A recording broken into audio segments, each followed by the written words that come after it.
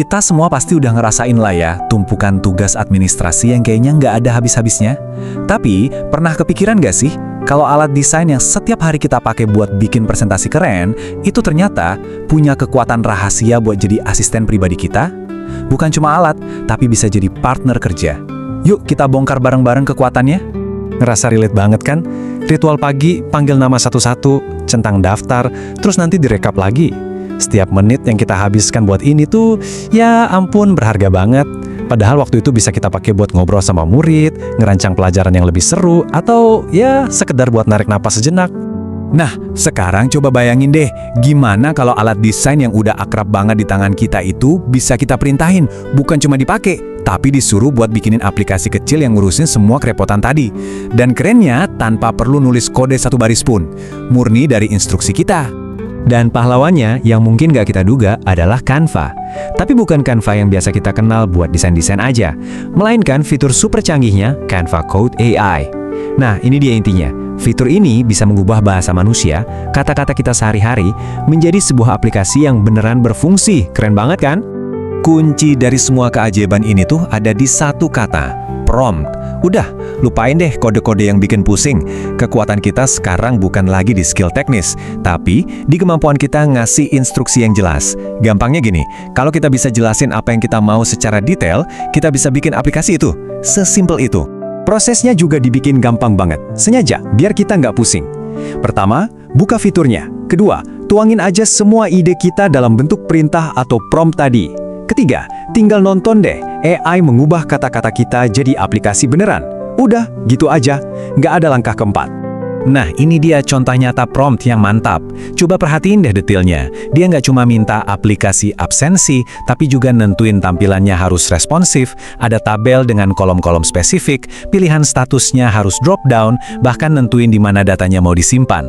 Aturan mainnya sederhana, makin spesifik perintah kita, makin pinter juga hasil yang dikasih sama AI. Oke, teorinya udah, contoh perintahnya juga udah kita lihat. Sekarang bagian yang paling seru nih. Yuk kita lihat langsung gimana teks sederhana tadi disulap jadi aplikasi yang siap pakai. Dan voila, ini dia hasilnya. Lahir dari perintah yang tadi kita tulis. Ini bukan sekedar daftar nama biasa loh, tapi antarmuka yang interaktif. Ada tombol hadir semua buat efisiensi maksimal, ada stempel waktu otomatis biar datanya akurat. Setiap elemen yang kita minta diterjemahin sama AI jadi fitur yang fungsional. Pasti ada yang nanya, terus datanya disimpan di mana? Nah, enaknya kita punya dua pilihan. Pilihan pertama, Canvas Sheets. Ini solusi paling gampang, semuanya aman di dalam satu ekosistem Canva.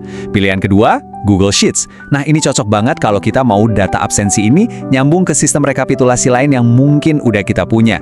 Tinggal pilih aja mana yang paling pas sama alur kerja kita. Setelah aplikasinya jadi sempurna, gimana cara pakainya? Ini bagian terbaiknya. Cuma dengan satu klik publish, aplikasi kita langsung jadi semacam situs web mini yang punya link unik. Nggak perlu pusing mikirin hosting, nggak perlu instalasi. Cukup bagikan linknya, dan asisten digital kita siap diakses dari mana aja, perangkat apa aja. Bikin aplikasi absensi sendiri itu udah keren banget sih. Tapi penting buat diingat, itu baru satu contoh kecil dari apa yang bisa kita lakuin. Ini baru pemanasan loh. Canva itu udah ngebangun satu ekosistem AI yang lengkap banget. Yuk kita intip sedikit ada apa lagi di dalam kotak ajaibnya. Canva menamainya Magic Studio. Coba bayangin butuh draft presentasi dalam hitungan detik, pakai aja Magic Design. Butuh bantuan buat ngerangkai kata atau cari ide, ada Magic Write. Mau ubah tulisan jadi gambar atau video unik, ada Magic Media. Bahkan ada fitur buat ngubah format, bikin animasi, sampai nerjemahin desain kita secara otomatis. Ini bukan lagi alat desain biasa, ini udah kayak pusat komando kreativitas yang ditenagai AI.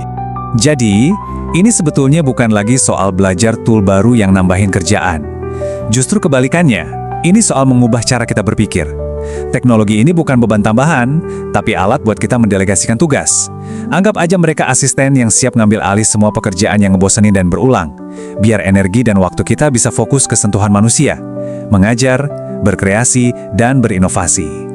Jadi, kami mau tinggalin satu pertanyaan buat Anda. Setelah lihat sendiri kalau kita bisa mengubah ide jadi alat cuma pakai kata-kata, coba deh lihat lagi daftar tugas harian Anda. Kira-kira tugas mana nih yang bakal jadi korban pertama untuk diotomatisasi? Semua kemungkinannya sekarang ada di tangan Anda.